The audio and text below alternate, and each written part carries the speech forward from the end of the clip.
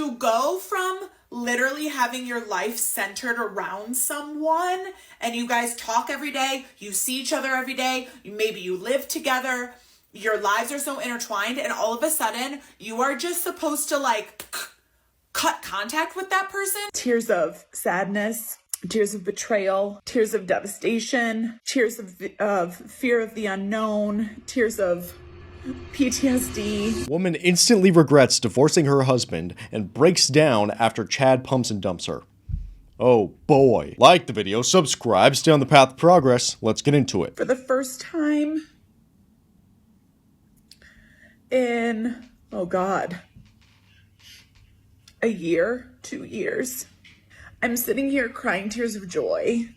Okay. Why? Instead of tears of sadness, tears of betrayal, tears of devastation.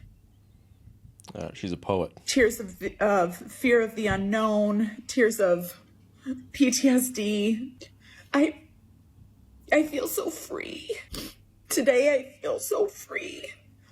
And I can recognize that over the past couple weeks, as hard as they have been, and as much as I am nowhere near being on the other side of this, I have been able to do what I have wanted to do. I have been able to live my life the way that I want to live my life. I'm not compromising for anyone. With the Chads. Getting pumping. I am not putting my own life and my own mental health on the line for another person. I am not practicing any codependency. And I'm just really grateful. So she made that video after divorcing her husband. And guys, I don't know if you knew this, but for the most part, all of these clips, I've never seen them. I am watching them with fresh eyes, okay? But it looks like we got a little series coming up because she made a follow-up to this, okay? And how this always goes. They do the divorce, and then they're happy for, bro, it's maybe a few months. And then before too long, she's back on the internet crying about how she regrets leaving her husband and doing the divorce.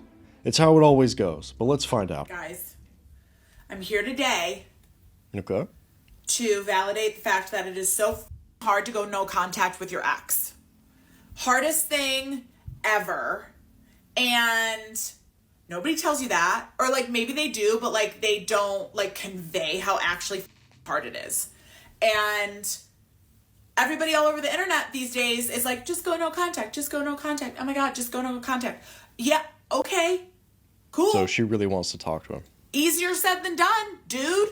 Especially like you've been with this person for years, right? And like obviously not in every situation. Sometimes it's months, sometimes it's weeks. But like for those of us who have been with that person for years or like decades, to go from literally having your life centered around someone and you guys talk every day, you see each other every day, maybe you live together, your lives are so intertwined, and all of a sudden you are just supposed to like cut contact with that person like they haven't been your literal everything, your partner for however long, and now they're just supposed to be what, a stranger, a person who doesn't exist anymore in your world. And then to make matters worse, they're gonna make it really hard for you, right? Like, and if that person's a narcissist, they know exactly what the they're doing.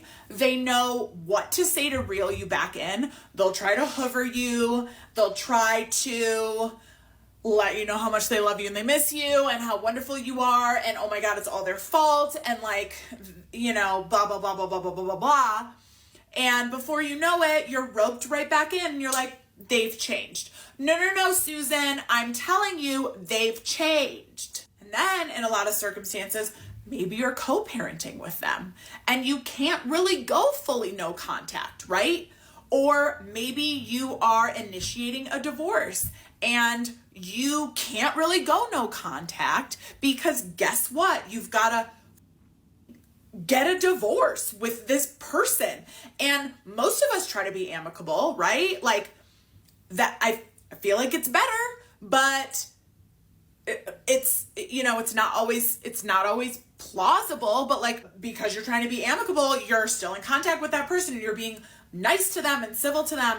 And so you're still in contact. And if you go no contact, all of a sudden not amicable anymore, that's for sure. Yeah. So just here to tell you, not easy, very difficult.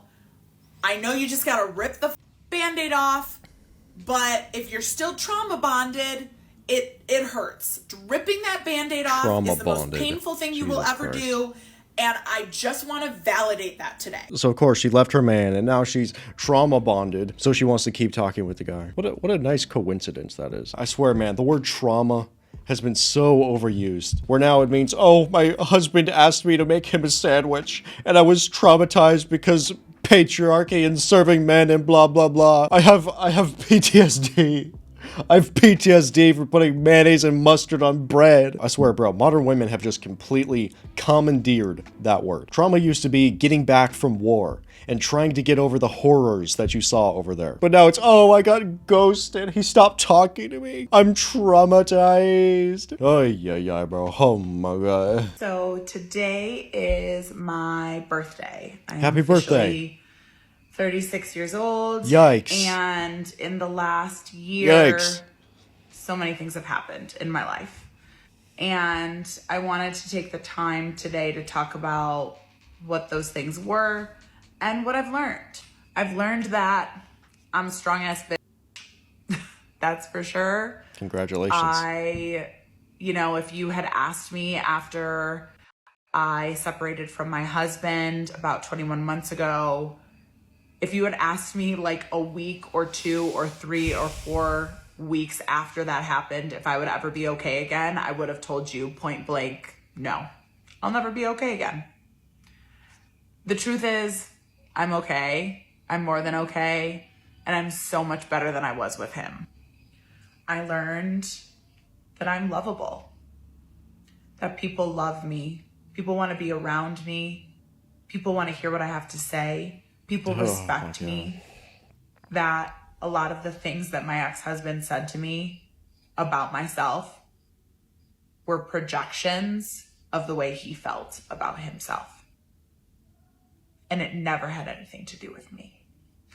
I solo backpacked through Southeast Asia by my damn self last year. Red flag. And what I learned there is that I can do things by myself. I don't need a partner. I don't need a man. Congratulations. I decided today would be a fun day to tell you guys about a date that I went on 2 summers ago, with a guy that I met on Facebook dating. Okay. Which, number one, don't do that. Facebook dating is like the weirdest dating app of all time ever. But anyway, I met this guy on Facebook dating. He was quite a bit younger than me, very hot, of course. And we exchanged numbers and we started FaceTiming. He's the Chad. The FaceTimes were good. I thought he was attractive. He looked like his photos, thank God. And we chatted, I don't know, maybe like 6 to 8 times over FaceTime before we decided to meet. So one night I'm out with my cousins in Denver and he tells me he's out at a club with his friends. It's his birthday. They've got bottle service, blah, blah, blah. So I decide to meet him for the first time, which, like, in hindsight, was not the best environment in which to meet a date off of an app for the first time. Duh. Hindsight's 2020. So anyway, I meet this guy at the club. We hang out for a little bit. He's kind of drunk.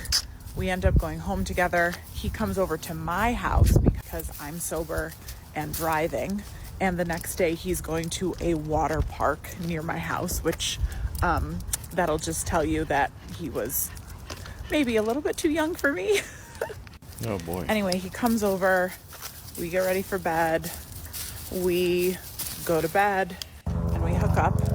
And then at some point after that, I get up and I get like a glass of water or something. So I'm not in my bedroom at that moment.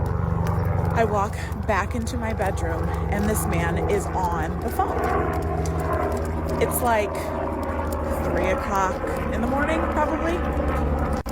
And he has the phone up to his ear and very clearly is like trying to turn the volume down, but I can very obviously hear that it's a girl on the other line.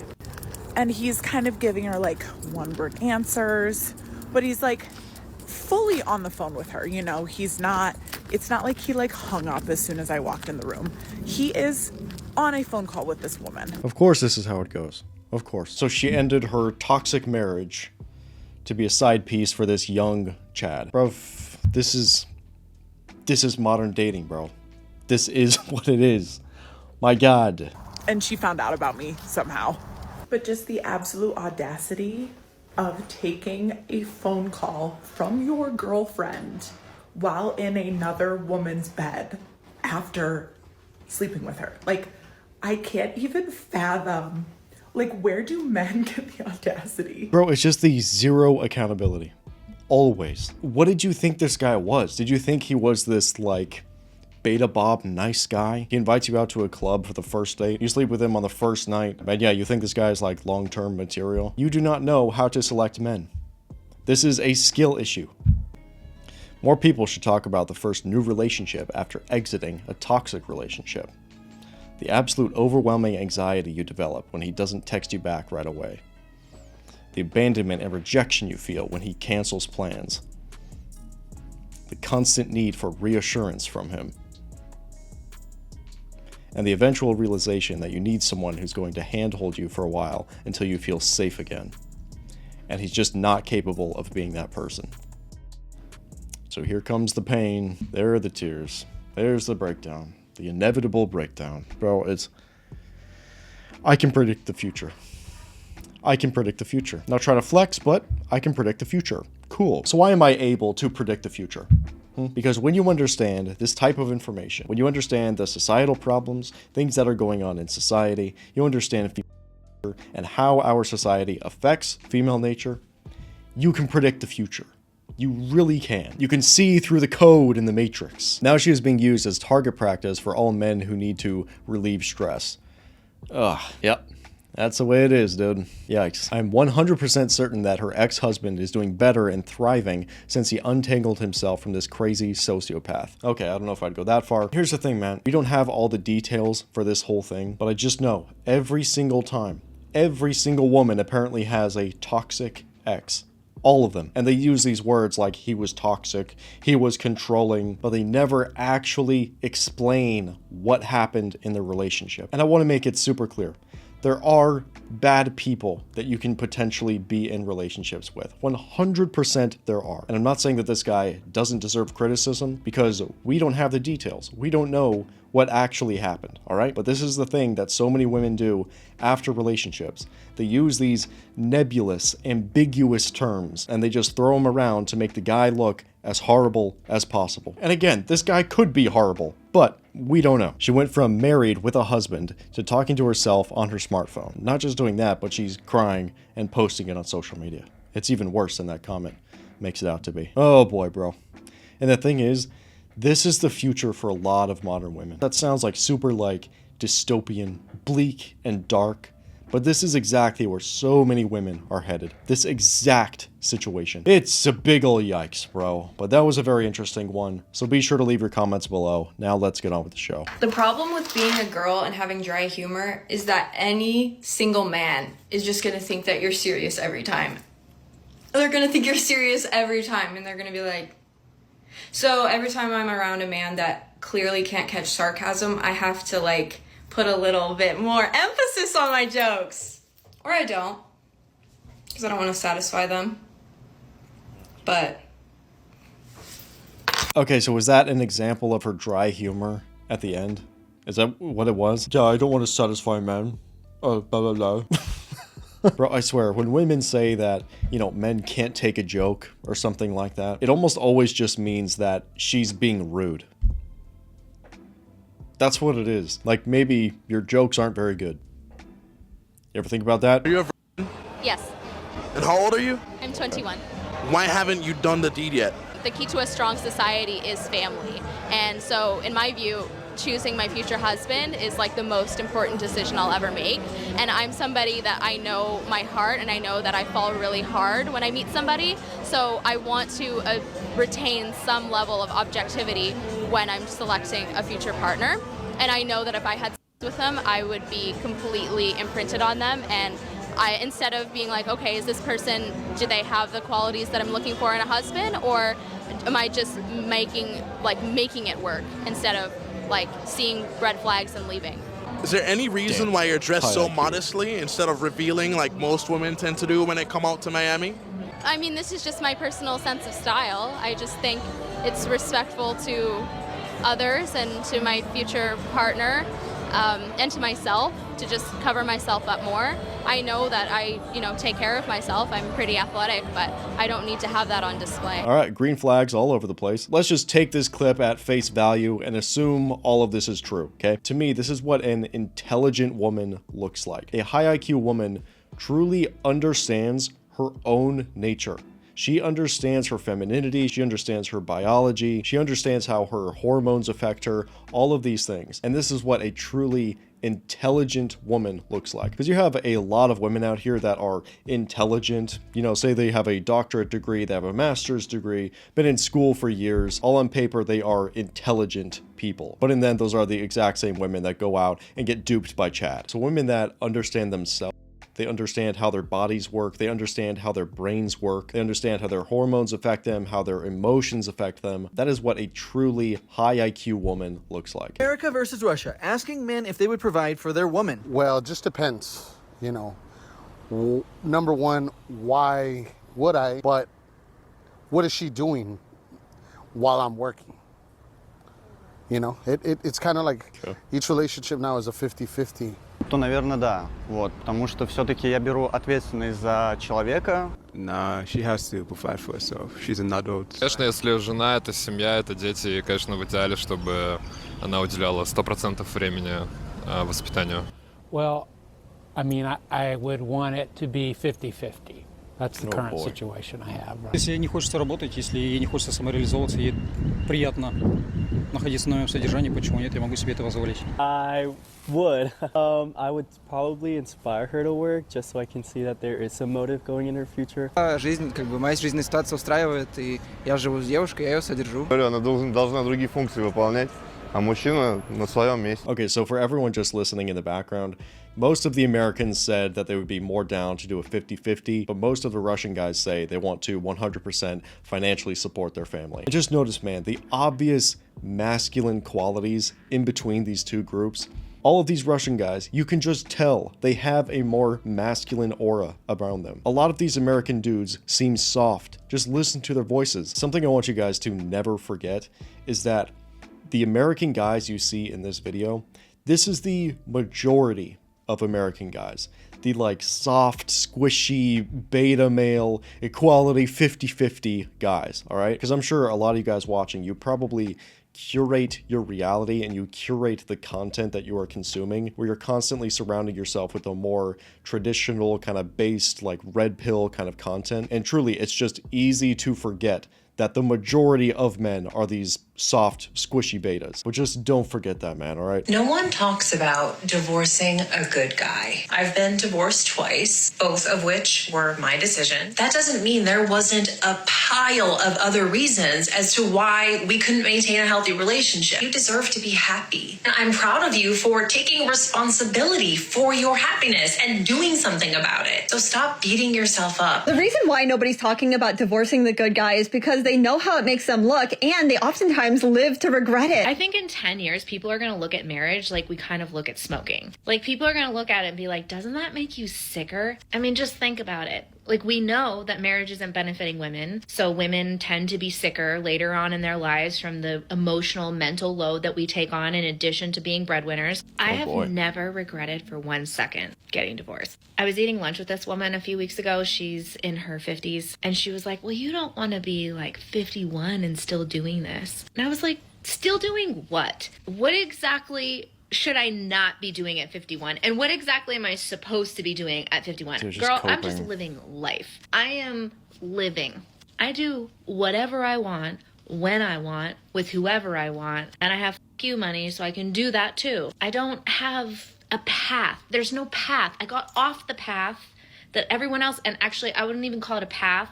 It was a conveyor belt. I'm in nature, babe. I'm on the side of the mountain in rich terrain. I also just saw an article where it was talking about how there's a transfer of wealth happening where women are going to own 50% of the wealth. They already do. I should look it up. The change is here. There is nothing I want to be doing that I'm not already doing. I am living my best life. When I'm 51, I'll be living it then too. And it has nothing to do with my relationship status. I'm so grateful I deconstructed this for myself. Okay, so she is acknowledging the change. She's acknowledging that there's going to be a lot of older women that have money and no relationship.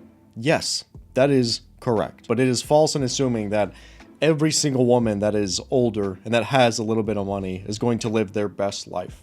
No, you're going to be alone with cats. But with all of that money that you have, you're just going to buy your cats fancy things. You're going to put your cats in cashmere. You'll put your cats in crowns. Put your cats in golden crowns. Congratulations. Living alone in your city apartment. Yes. Congratulations. This is the life that you have constructed for yourself. How much patience is a man supposed to have when dealing with broken women? Ooh. I have to say this. A lot of men do fall into this idea of, well, because we're the man, we're supposed to be more patient and fix her. But as you tolerate a lot of the nonsense, you lose her respect. And now you don't actually gain her love, all right? Because she sees you taking, she sees you accepting because a lot of times that toxic energy turns into disrespect, turns into just mistreatment, all these different things. She's not gonna love you more because you're enduring nonsense. So you just have to be clear, like, listen, I love you, I care about you. Here's the plan. If you're with me, I will support you. If you're not, you gotta go. Watch me find the courage to yell at the top of my lungs in the middle of Melbourne City Park at 8 a.m. on Thursday morning. What?